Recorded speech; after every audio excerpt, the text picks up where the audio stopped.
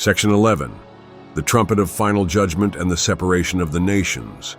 The vision continued to unfold in solemn majesty, as Dumitru Duduman was taken into the heart of the end, the moment when time meets eternity, when grace yields to justice, and when the Lord himself separates the peoples of the earth like a shepherd divides sheep from goats. The final trumpet was not only a sound, but a divine declaration across dimensions, a cry from heaven that the day of reckoning had arrived.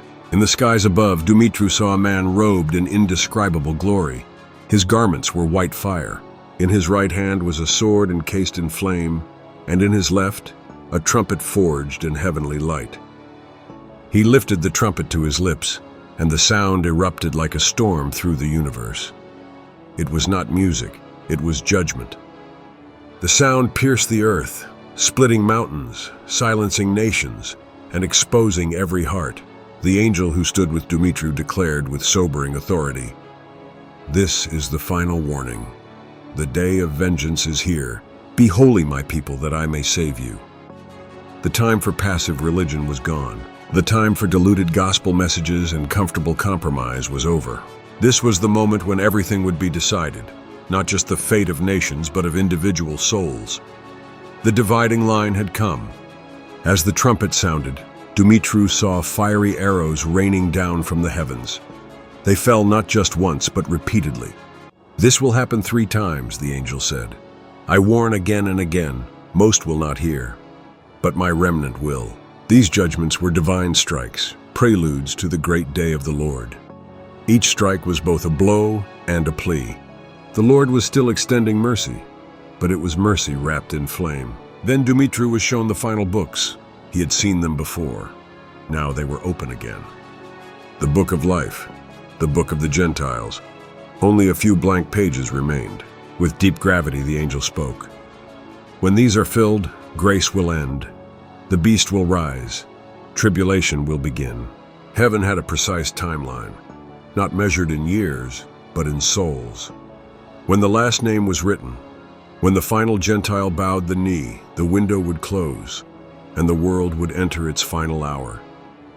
Among the names listed, Dumitru saw those of his own family, circled in divine protection. The angel said to him, "The devil hates what you are doing. He will try to destroy you, but I have placed a hedge around you." This was not sentimental reassurance. It was a reminder that spiritual war surrounds every obedient life. Those who speak truth in the last days will be hunted, but the Lord will cover them. Once more, Dumitru was taken to the radiant garden, the heavenly refuge he had glimpsed before. It had not changed. It was guarded by flaming swords, brilliant with life and peace. A voice said again, "This is for the faithful, for the overcomers." It was not for the clever, not for the loud, not for the proud. It was for those who endure in holiness. Then from the throne of heaven, the voice of the Son rang out, "I came as Savior. Now I come as Judge." And with that decree, the earth convulsed. The archangels loosed fire upon the earth. Nations trembled. Cities were shaken to their foundations. False churches were torn down.